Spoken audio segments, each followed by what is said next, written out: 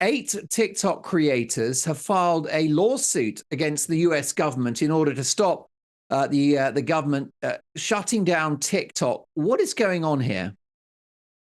Well, I think it is quite the mask is really slipping off, isn't it? I have never seen in my entire life a social media platform come under this kind of withering criticism and an actual attempt to ban it for the most transparently political reasons. There was an interview where former Utah Senator Mitt Romney, or soon to be former Senator Mitt Romney, and former US presidential candidate Mitt Romney candidly said that the reason that people want to ban TikTok is because it has become a vehicle for the distribution of real videos and real images of what is happening in Gaza, for example. And that is not acceptable. The media needs to be, well, mediated. It needs to be filtered and under a certain kind of control so that unacceptable ideas, unacceptable images, unacceptable thoughts do not get out there where they can do real harm.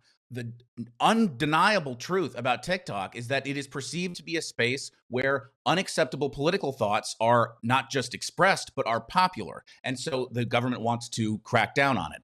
I don't think that's going to work over the long term. I don't think that the problem is TikTok has an algorithm that is making this stuff happen. I think that the reality is that these sentiments are popular, widely accepted, and if allowed to be distributed free of interference, will achieve very wide distribution. And the days in which you were able to manufacture consent in the way that was possible, say, in the 1970s, the 1980s, even up to the 1990s, and maybe even 10 years ago, those days are going away and they're not coming back. And that is a very good thing.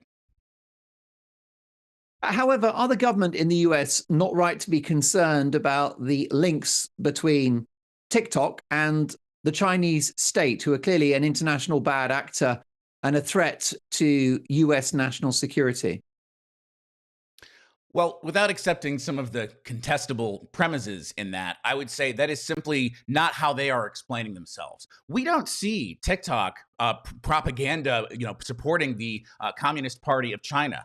Perhaps that would be possible given the control of the government over ByteDance, but we don't see anything like that. Rather, what we do see is authentic user-generated content critical of a U.S. ally, the state of Israel, and its actions in Mm. Gaza. That is what seems to have really whipped people up. And the idea that the Chinese government is going to use this to, indoctrinate the youth of America with Marxism-Leninism is, perhaps an appealing fantasy, but there is simply no evidence of it whatsoever. And and that really gives the game away, right? What that really demonstrates is that what we're going to do is we're going to tell Americans, you are not allowed to listen to certain messages because we think that the Communist Party of China shouldn't be able to talk to you, right? Even if there's no evidence that they are, isn't that a bit strange? Isn't it a bit strange to tell an adult person in the United States, you are not allowed to hear certain ideas from foreign actors that we disapprove of? That's rather surprising. Aren't I entitled to decide for myself who I will listen to and think what I want of their message?